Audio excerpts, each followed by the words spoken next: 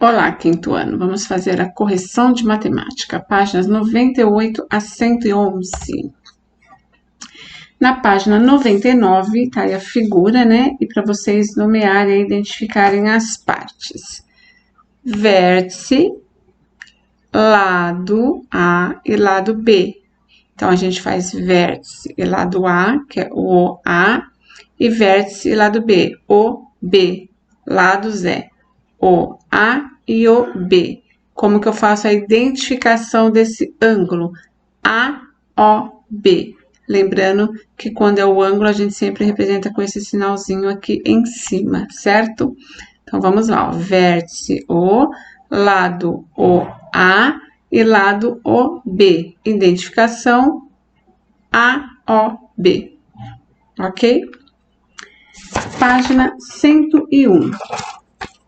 Exercício 4. Trace com o auxílio de uma régua um ângulo qualquer, identificado como FOG. O que a gente sabe aí que tudo tem, o que tem que ser igual aí para todos, né?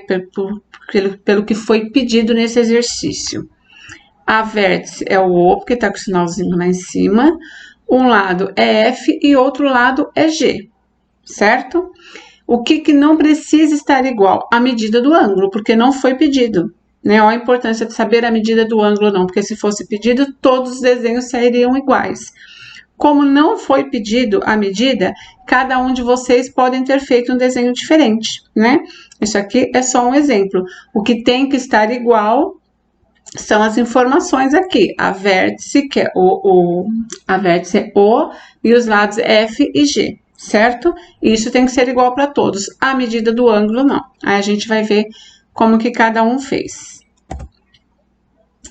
Número 5. Vitor copiava o desenho da lousa na aula de geometria. Ele fez a seguinte anotação, que foi deste daqui, ó. Este desenho feito na lousa. Qual alternativa representa esse desenho aí? Alternativa C, que é o ângulo EVO. EVO. Certo? Página 106, medidas de ângulos. O exercício 2, temos aí o desenho, né, de um transferidor já traçado aí com o ângulo, né, e a vértice e os lados. Como que eu faço essa medida? Lembra que eu tenho que posicionar aqui certinho no centro, o zero, e um dos lados vai estar no zero aqui. A medida da esquerda para a direita, ele veio até os 171. Este ângulo tem 171 graus. Lembrando que a gente sempre representa também escrito graus, né? Ângulos é medido por graus. Na letra C. Na letra C, nós temos lá, também colocou no zero, né? No ponto zero aqui, um dos lados no zero aqui do transferidor, e a medida da direita para a esquerda foi até o número 50, ó, lendo pela escala de fora, da direita para a esquerda foi até o número 50, então este ângulo tem 50 graus. Número 3, temos aí duas figuras, né, temos três, mas a professora pediu para fazer a A e a B, e vocês vão medir com o transferidor cada ângulo aqui dessas figuras, né? O ângulo E, aqui o C e o B, e nesses aqui também, e tem que dar essas medidas aqui, tá bom? No número 4, temos aí uma régua desenhada que nós vamos responder as questões A, B e C da página 109.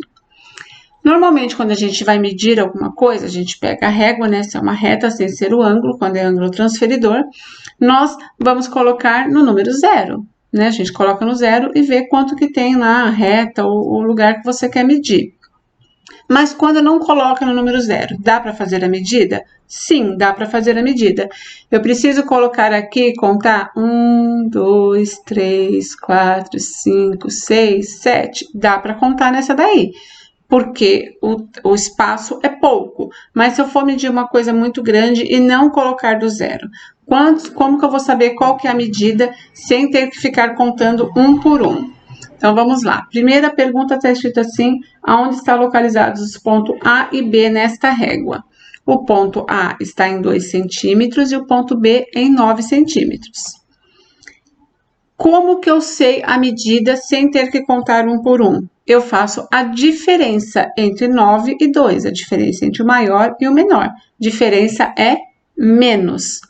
Então, qual que é a medida de AB? Qual que é a medida dessa semirreta aí? AB é igual a 7 centímetros.